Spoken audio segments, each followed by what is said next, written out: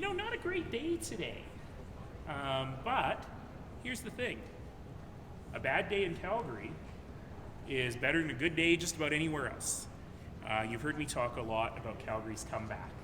And Calgary's comeback means that we are working hard on jobs, on economic diversification, on just general development here in the community. And certainly there's been some news today that is disappointing in many ways. We're a resilient place. We will fight back. We will bounce back, I should say. Maybe we'll fight back a little bit too, but we will bounce back and we will continue to build and do great things here. But certainly there has been some not great news today. When I hear about Encana, for example, that is disappointing. But the good news, if there's a silver lining, is I am 100% focused on jobs. And I was happy to hear that there is no job losses anticipated in Calgary as a result of this move. And I also know that the folks who are working at that company here in Calgary are great. And they will do great work and they will grow the Canadian business here. So while I'm disappointed, I know that there is a positive future on this. I'm also disappointed about the X Games. This would have been massive economic impact for the city. $12 million investment in over 3 years, $225 million coming out in terms of economic impact, a 20 times return. It would have employed people and it would have brought people into the tourism economy here in Calgary. The government of Alberta announced plans to nearly triple the size of the tourism market in Alberta. You don't do that without tourists coming to Calgary.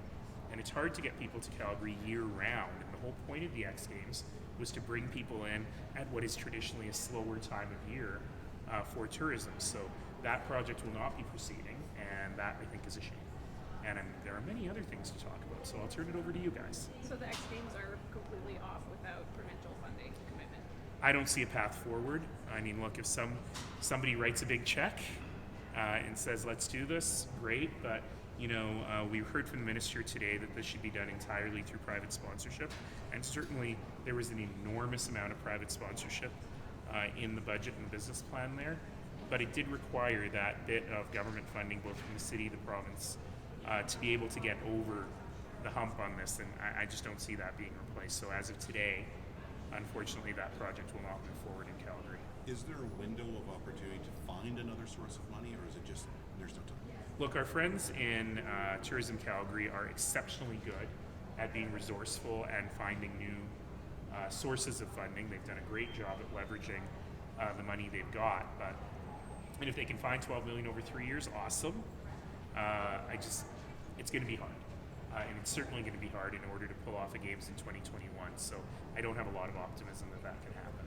On Encana, can we lay this blame at the feet of the federal government? Is that who we should be blamed? That does seem to be what Minister Savage is suggesting, that there's no coincidence here that Encana's departure followed the federal election. So wait, the provincial government is blaming the federal government for something? I've never heard of such a thing.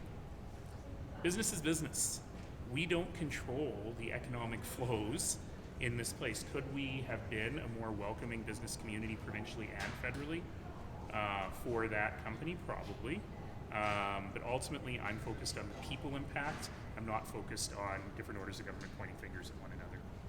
But is that realistic to blame the federal government entirely at this time? Are there not other factors at play? Well, look, there's tons of factors at play. Public policy is only one of those factors, If I give you an example, let's say, my favorite restaurant in downtown Calgary closed recently. And certainly people could say, oh, that was because of your property taxes. In fact, their property taxes probably went down by about 75%. The business just wasn't good enough. And so ultimately, business is business. Government has a role to play, but there are other factors that go into these decisions. And I certainly didn't hear Mr. Suttles in any way blaming public policy in Canada for this move. And by the way, I'm speaking with Encana later today. And if I find out more, I'm happy to share, but I'll ask some more questions. But it certainly hasn't been their messaging. So who am I, or who is any other politician, to insert their own messaging on top of the message that the company puts out themselves?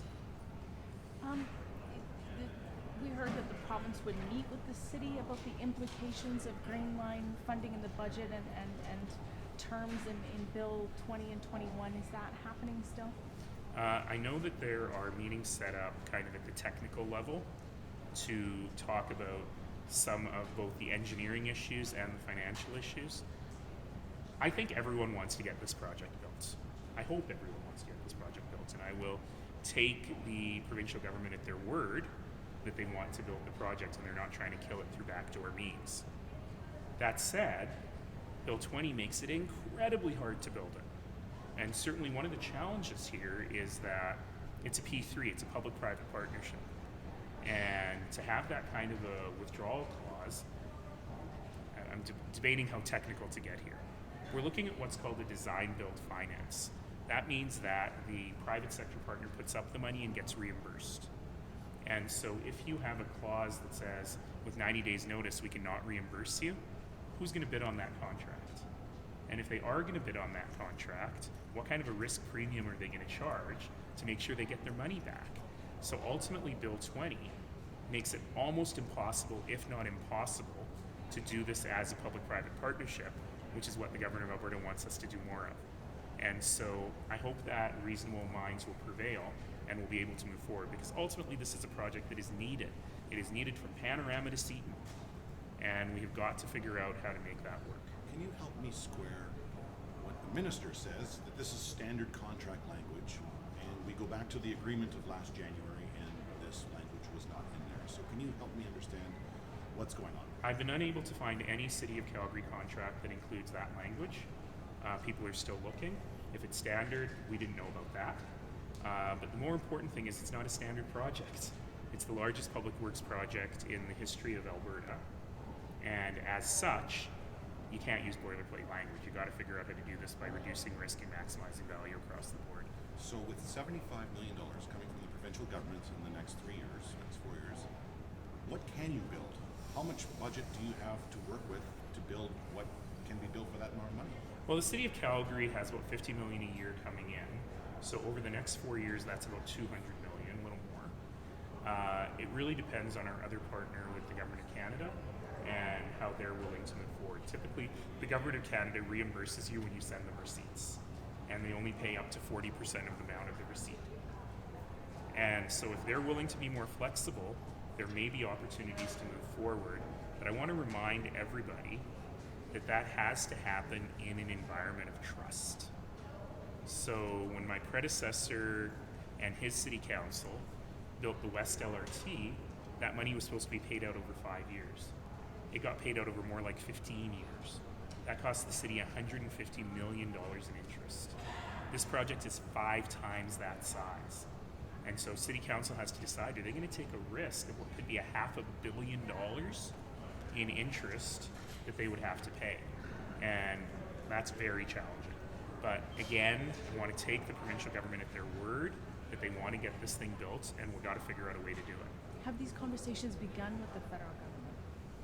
Yes, they've begun at sort of the bureaucrat level. The problem is there's no minister at the moment. So until the cabinet is named, it's going to be hard to have those conversations at the political level. So are you kind of in limbo until you have the federal cabinet minister to talk to? Now look, I've been talking to people on the political side in Ottawa who've been very supportive, and we'll see how far we can move the conversation.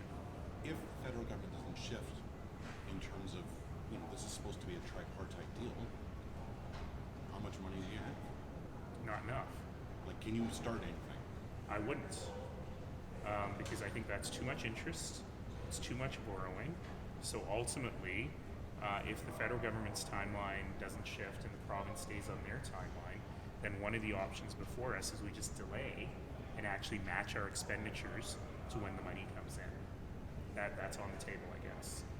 Now, it could be argued that having that kind of time gives you and your team more time to plan a better green line, right? I suppose there's silver linings to everything, but ultimately there's only so much polishing of a diamond you can do.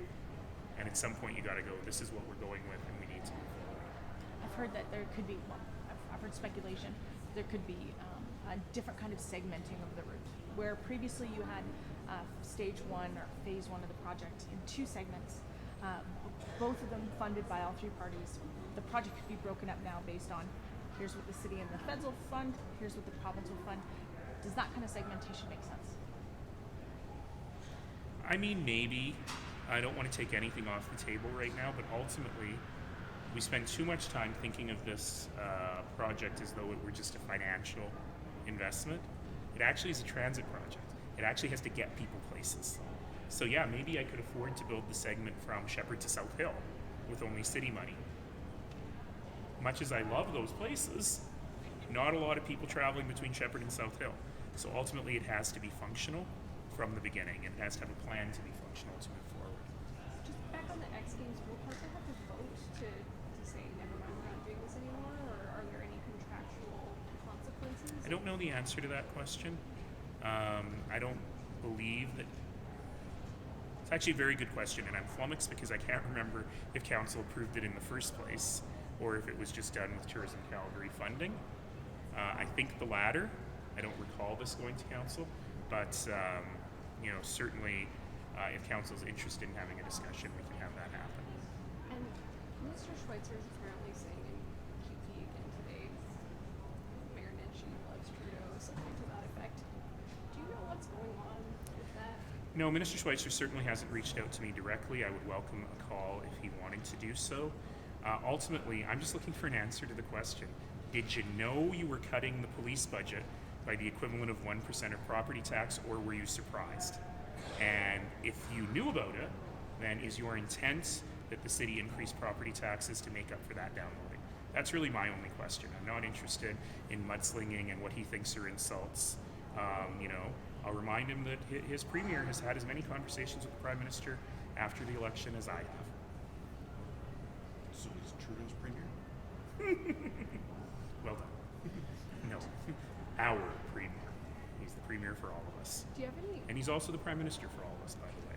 I guess, do you have any clarification about, when you said you're happy to help out with, if Trudeau and that guy, and the federal government have questions about Alberta, like what you meant by that? Yeah, wait until November 20th. I'll be tweeting that morning from Sussex Drive. Why are you giggling? Because you're going to be in Ottawa that day. Yeah, because I happen to be in Ottawa that day anyway, with nothing whatsoever to do with this. No, you know what? The key is we all should be reaching out to one another as Canadians to make the case for Alberta and to figure out how to make things work better. Look, citizens of Calgary elected me to speak up for Calgary and to work as well as I can with everybody. I've had 6 premiers from 3 political parties. I've had 2 prime ministers from 2 different political parties.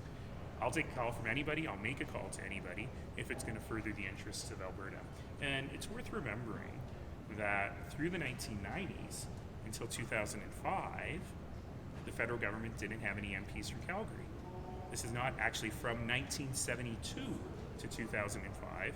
The federal, when the Liberals were in power, the federal government didn't have any MPs from Calgary. When the Conservatives were in power, of course, they did. And things work. And one of the ways it works, in fact, it was not for attribution, so I shouldn't say. But in fact, you'll hear a lot of folks say, even people in the Conservative Party, even politicians, that the Prime Minister ought to be reaching out broadly and listening to a variety of perspectives from Alberta and Saskatchewan. And if I can be one of